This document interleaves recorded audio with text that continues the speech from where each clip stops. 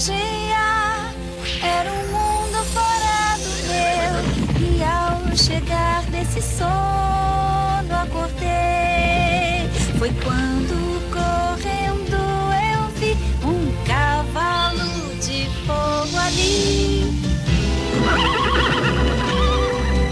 que tocou meu coração quando me disse então que um dia rainha eu seria, se com a maldade pudesse acabar, o mundo dos sonhos pudesse chegar. Numa distribuição World Vision, Cavalo de Fogo.